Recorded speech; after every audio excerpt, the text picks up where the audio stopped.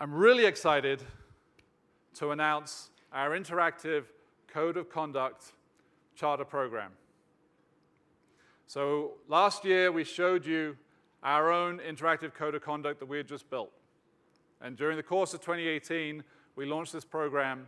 And the first customer that came on board with us and trusted us with this initiative was Kimberly-Clark. And so we've built that. They have launched. They're live with it. And I'm very excited to welcome Ronnie Kahn and John Langford to the stage to tell you a little bit about this journey.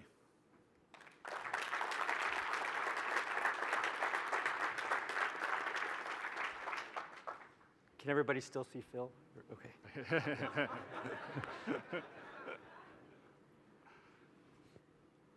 All right, so Ronnie, why don't you sort of give us the genesis for this? What caused this to be started? Sure. So it took 6 days to create, and we rested on the 7th day.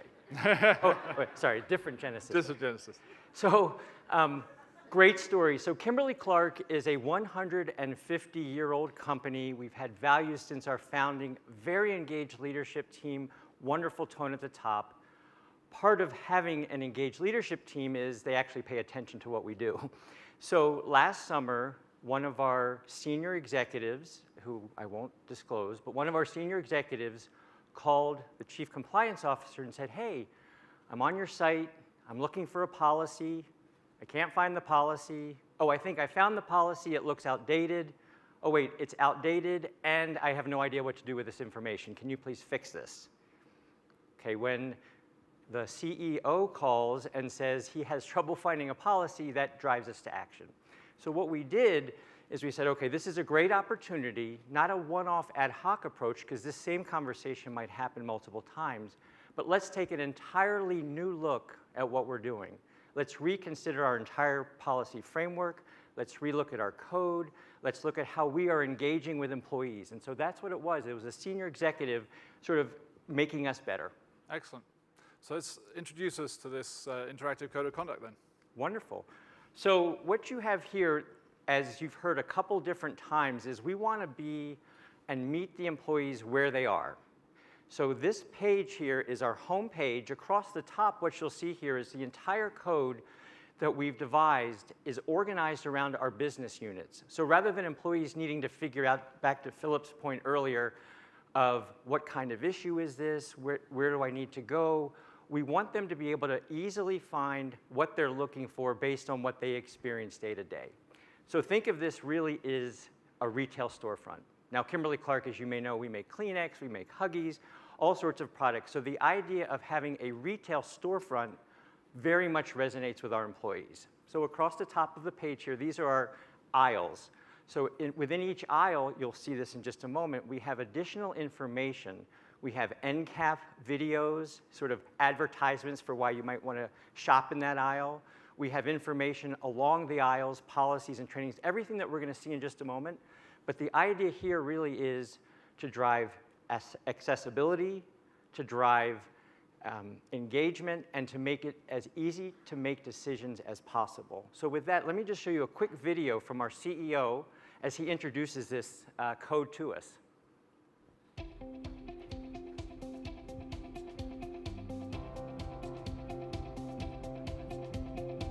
Welcome to our Code of Conduct. As you probably know, our reputation is one of our most valuable assets. And in today's fully transparent world, a company's actions and the actions of everyone who works there are constantly visible. And so I'm proud that Kimberly-Clark has operated with integrity for many years and has earned its reputation. That's always been a part of our culture and always will be. We've been guided by our 4 core values: authentic, accountable, innovative, and caring. And every day, the men and women of Kimberly-Clark live these values and take pride in doing the right thing. That was excellent. Sometimes we've stopped it with his tongue sticking out, so that is a much, that is awesome. I should also mention, this is intended to be a very easy to use tool. Even someone with a newborn who doesn't sleep is able to very easily navigate this website. So thank you, Hunter, for the great partnership.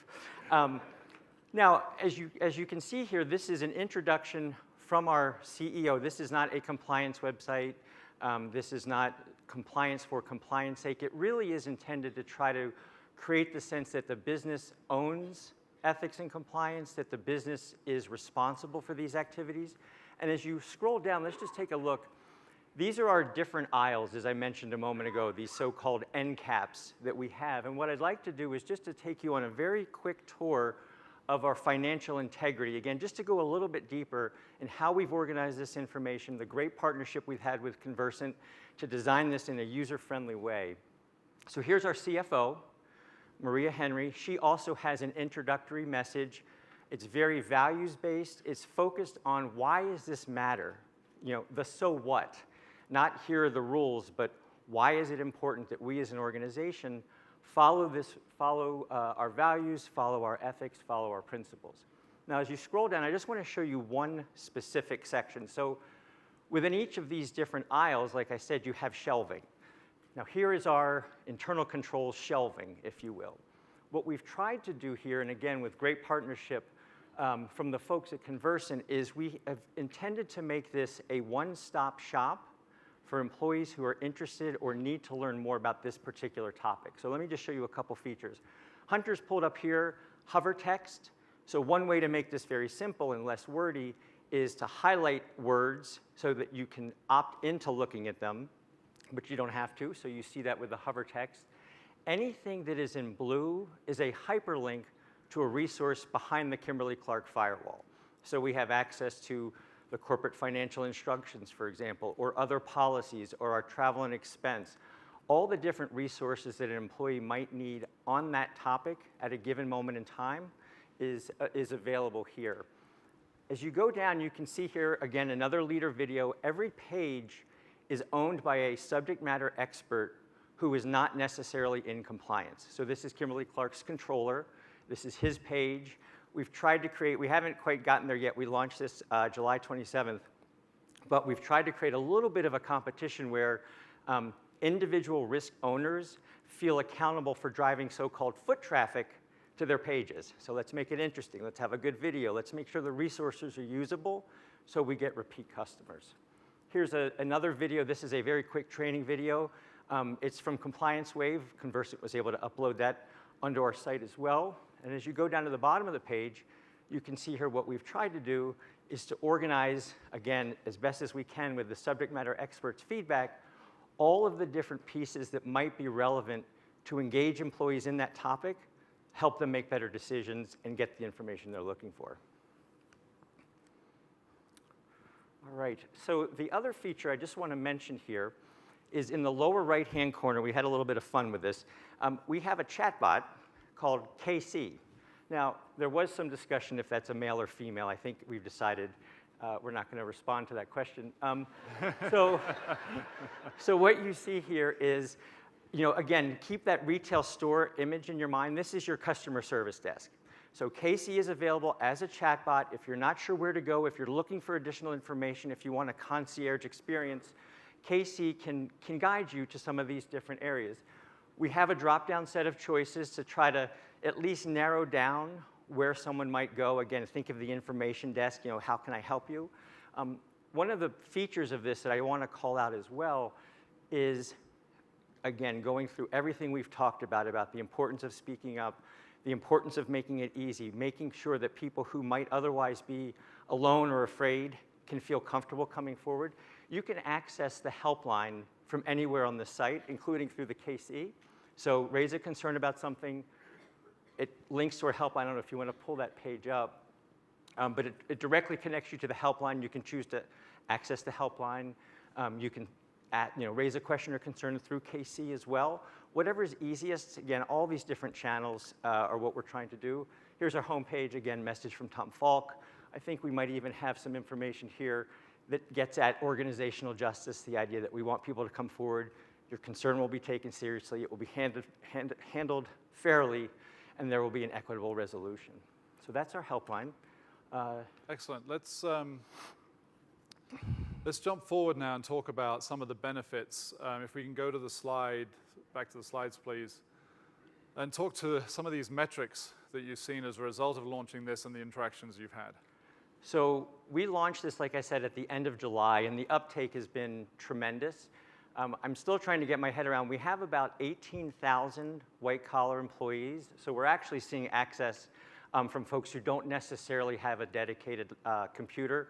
We've made this available on the company intranet site, so anyone that has a browser can access this. So virtually half of the entire Kimberly-Clark population has accessed this online code at some point over the last 3 months across 60 countries, which is basically the global footprint of our organization. We have everything on the site translated into our 19 languages. Again, how do we reduce those concerns? How do we make sure the information is accessible? We had that wonderful presentation from Unilever yesterday, getting to employees where they are, using their native language, putting it in information in ways that they can understand.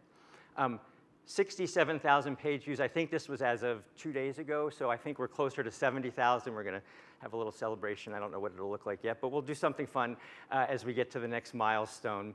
Time on page. So what this metric calculates, and all this information is pulled from the Conversant system, this measures the amount of time that employees are spending on individual pages as they access this information.